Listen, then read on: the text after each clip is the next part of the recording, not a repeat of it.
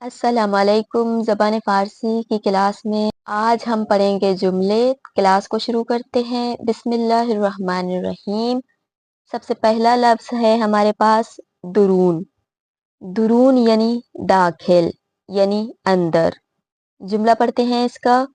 خداوند قلب را درون بدن انسان ها قرار داده است۔ خداوند عالم نے دل کو انسان کے بدن کے اندر رکھا ہوا ہے۔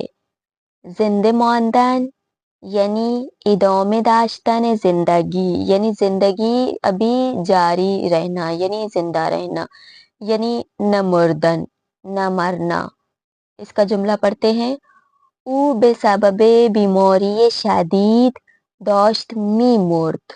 وہ شدید بیماری کی وجہ سے مرنے والا تھا۔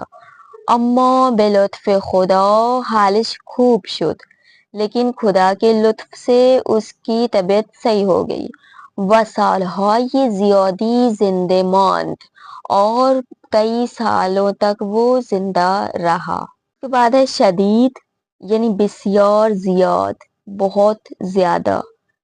هنگام آمدن بادهای شدید برای شنا کردن به دریا نروید۔ بہت زیادہ ہواؤں کے چلنے کے وقت شنا کرنے کے لیے، سوئمنگ کرنے کے لیے دریاؤں پہ نہ جائیں۔ چون دریا طوفانی می شود، کیونکہ اس وقت دریا طوفانی ہو جاتی ہے۔ شن، شن یعنی سنگهای بسیار کوچک که بیشتر کنار دریا و در صحرا وجود دارد۔ شن کہتے ہیں ریت کو، یہاں پہ اس کی وضاحت کی جا رہی ہے کہ بہت ہی چھوٹے اور باریک پتھروں کو کہا جاتا ہے کہ جو زیادہ تر دریا کے کنارے پہ یا پھر صحرا میں موجود ہوتے ہیں۔ اب جملہ پڑھتے ہیں اس کا۔ بچه ها کنار دریا با شنهای ساحل بازی می کردند۔ بچے دریا کے کنارے پر ریت سے کھیل رہے تھے۔ فرو رفتن یعنی نیچے جانا۔ پایین رفتن یا داخل شدن چیزی در جایی۔ فرو رفتن یعنی نیچے کی طرف جانا یا داخل ہونا۔ مزید جملہ پڑھتے ہیں، دیکھیں۔ وقتی چوب و آہن را در آب گذاشتم، جب میں نے لکڑی کو اور لوہے کو پانی میں ڈالا، آہن در آب فرو رفت، تو لوہا پانی کے نیچے چلا گیا۔ ولی چوب در آب فرو نہ رفت و روی آب ماند، لیکن لکڑی جو ہے وہ پانی کے نیچے یا پانی کے اندر نہیں گئی، بلکہ وہ پانی کے اوپر ہی رک گئی۔ اس کے بعد ہے قابل توجہ یعنی مہم، بہت زیادہ اہمیت رکھنے والی چیز۔ مزید دیکھیں، چیزی کے باید به آن دقت و توجہ کرد، ایک ایسی چیز کے جس میں ہمیں بہت زیادہ توجہ کرنے کی ضرورت ہو، یعنی مہم چیز ہے، صحیح ہے، جو قابل توجہ چیز ہو۔ جملہ پڑھتے ہیں۔ در جهان نشانه های قابل توجهی از بزرگی خداوند وجود دارد، یعنی اس جہان میں خداوند عالم کی عظمت کی بہت ہی نمایاں یا قابل توجہ نشانیاں موجود ہیں۔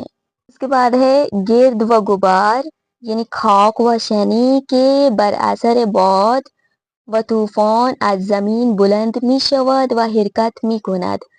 تو یہاں گرد و غبار سے مراد وہی گرد و غبار ہے کہ جو خاک، دھول، مٹی کی جو طوفان کے وقت اڑتی رہتی ہے، اس دھول مٹی کو گرد و غبار کہا جاتا ہے۔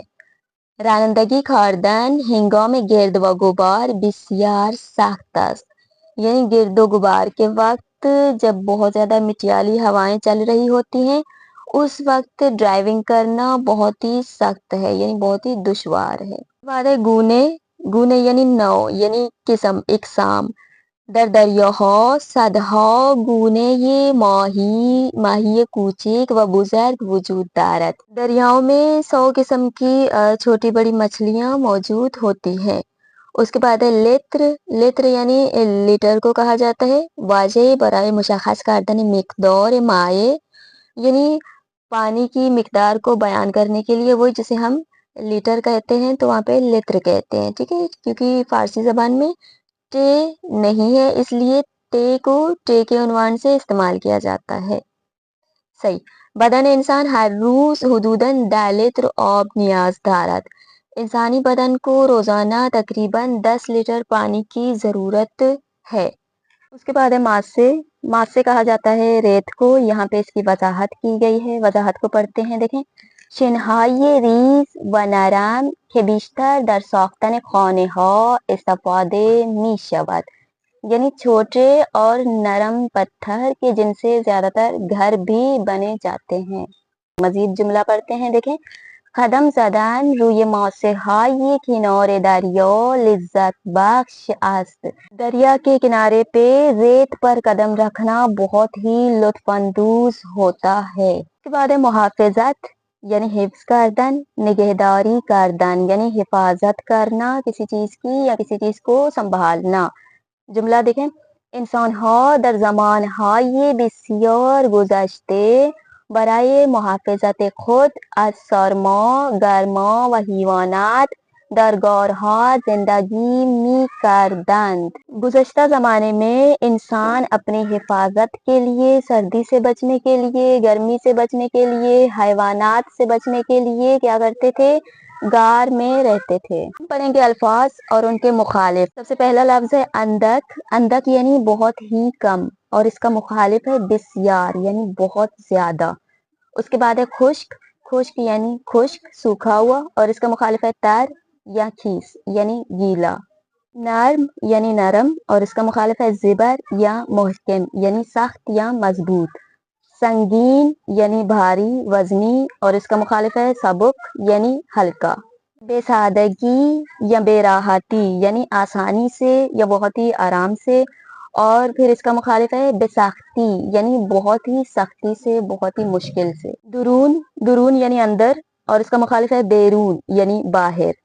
وسیع. وسیع یعنی بہت کھلی جگہ، اور اس کا مخالف ہے تنگ یا کوچک. تنگ جگہ یا بہت ہی چھوٹی جگہ. تو آج کی کلاس کو ہم یہیں پہ ختم کرتے ہیں. آج ہم نے پڑھے آسان سے جملے، الفاظ اور ان کے مخالف. اور اگر آج کی کلاس سے آپ لوگوں کو مزید سیکھنے کو ملا ہے اور اسی طرح سے سیکھنا چاہتے ہیں تو ویڈیو کو لائک اور چینل کو سبسکرائب ضرور کر دیں. بہت شکریہ. اللہ حافظ.